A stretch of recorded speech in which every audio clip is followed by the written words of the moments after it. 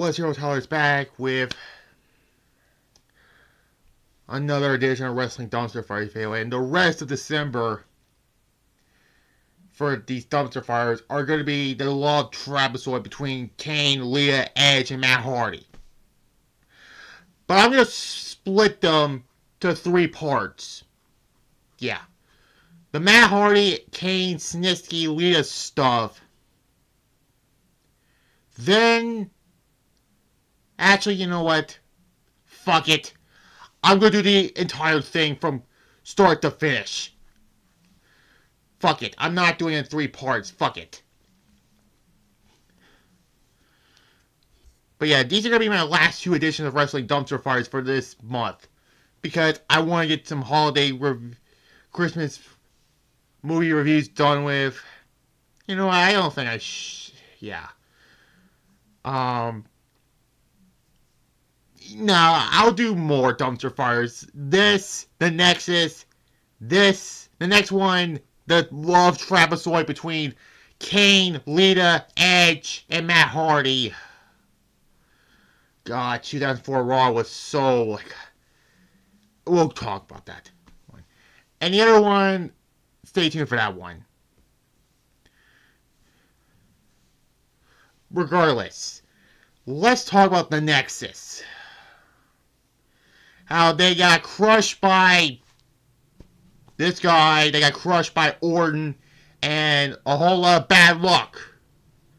Though, WWE in the year 2010. Can it get any worse? 1 year ago, that was the last full year I did. And that basically was to start to doing the retro review channel on the secondary channel, which Thursday, subscribe, click notification bell on that one. You'll see fucking ECW December to member. But speaking of that brand, it finally got the X that it should have gotten. 3 years too late? Yeah. And it's played with NXT, not we see now.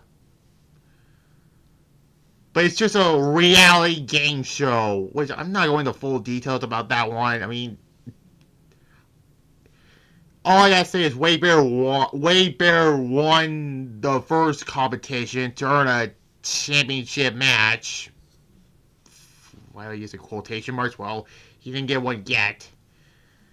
And then we fast forward to Raw, where in the main event of that show, it was like some fan voting show where they voted John Cena to face any of SmackDown wrestlers, which were Rey Mysterio, Jack Swagger, and CM Punk, and the fans chose CM Punk.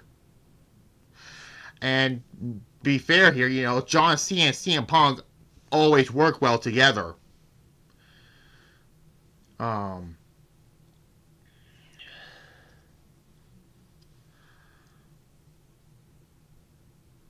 Towards the end of it, it's Wade Barrett and a bunch of NXT wrestlers. Those being Daniel Bryan, David Otunga, Heath Slater, Justin Gabriel, Skip Sheffield, aka the Goldberg ripoff. Somebody named Michael Tarver. Does anybody remember that guy? No. They all, like, there's one more, I forgot. Oh, Derek Young, yeah. They all attack everybody, and this scripted moment led to some real-life controversy because Dan Bryan got fired for choking Justin Roberts out with a tie.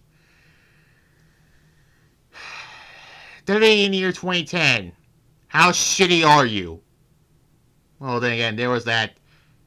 Well, we'll not go into it. Then they beat up GM Bret Hart. Yeah, remember when Bret Hart was the general manager of Raw? I sure hell don't. We don't remember his terrible WCW run. A dumpster fire I talked about.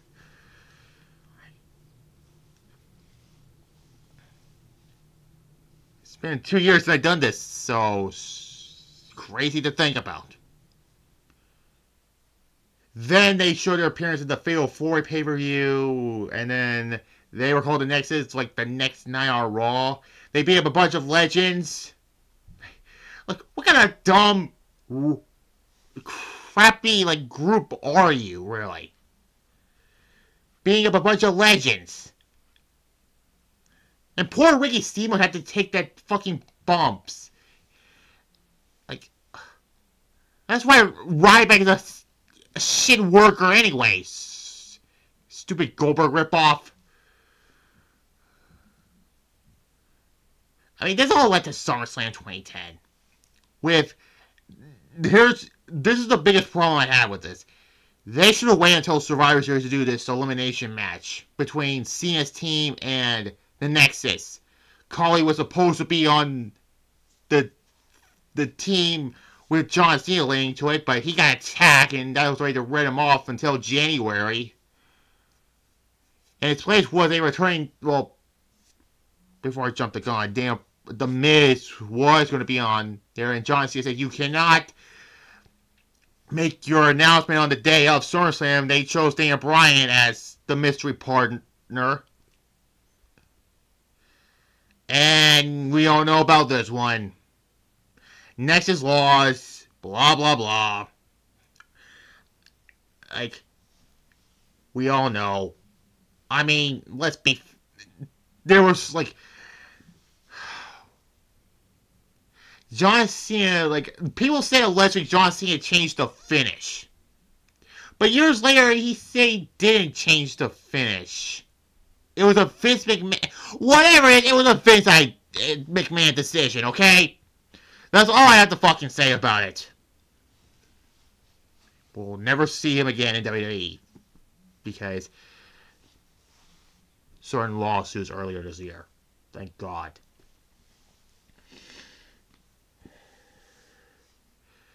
Daniel got kicked out of the Nexus.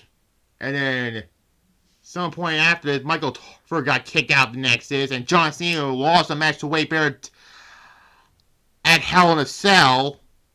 And then Cena just stopped Barrett's plans to win the WWE Championship. One's at bragging rights, the other was at Survivor Series. Where that one, John Cena got fired in storyline, but he came back like, what, a week and a half later? Also in the house shows, John Cena was portraying as Juan Cena. Like, one of those, like, dumb, like, we know who he is. Come on. Like, this didn't happen, though, because they think this whole thing was stupid, really. Which it was, really. Then the match at TLC, the cheers between Cena and Barrett led to John Cena doing that. And then in some point after, CM Punk kicked Barrett out of the Nexus and he becomes the leader of the Nexus.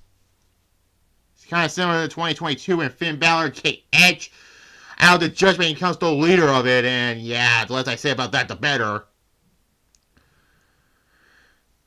And then Punk went to a feud with Randy Orton from WrestleMania 27 to Extreme Rules. And nothing else happened afterwards. Punk did the pipe bomb.